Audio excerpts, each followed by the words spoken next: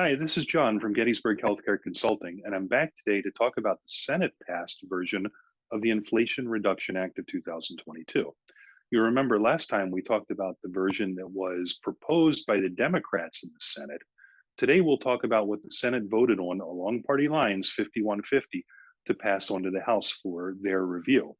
Now remember, because this is a reconciliation bill, the House, when they take this up for debate, which could be toward the end of this week, and ultimately vote on it, need to vote on the exact bill that the Senate passed.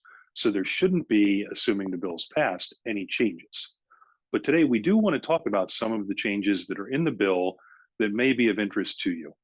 First, I'll talk about the changes to the drug price negotiation provisions of the bill.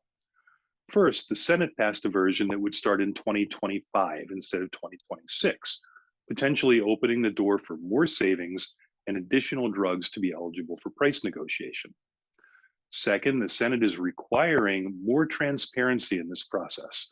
In fact, they're requiring CMS to post in the Federal Register for public review the list of all of the eligible drugs, the drugs that are selected for negotiation, what the negotiated price is, and ultimately the rationale for selection and pricing the way that they did.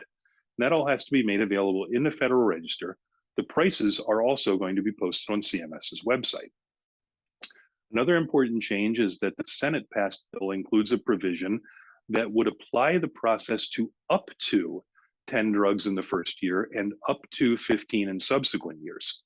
In the Democratic passed version, or the Democratic proposed version, I should say, this was a hard number. It was 10 or 15. In this case, CMS has the opportunity, or the flexibility, I should say, to negotiate prices for less than 10 if they think that's appropriate. And then finally, the Senate passed version includes insulin as a drug that is subject to negotiation, even though insulin may not meet any of the other criteria. Some of the changes to the out-of-pocket cost provisions that we talked about last time. The $2,000 out-of-pocket cost for Part D beneficiaries goes into effect in 2024 instead of 2025. The provisions also reduce beneficiary copayments from 23% to 25%, or I should say from 25% to 23%, limits cost sharing on insulin for Medicare beneficiaries to $35 a month. And for any ACIP approved vaccine provided to a Medicare beneficiary, they'll receive that vaccine at 0% copay. So these are only a few of the changes in the bill. These are the big ones. They're probably of most interest to people. But if anyone has any more questions or concerns or just wants to talk about these provisions, here's our contact information. You can contact me. There's my email, and my colleague, Pedro Solomeo. His email is there as well.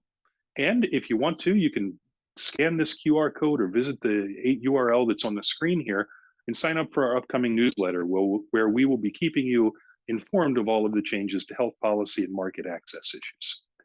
Thanks for joining us. Take care. Don't forget to subscribe and hit that like button for me.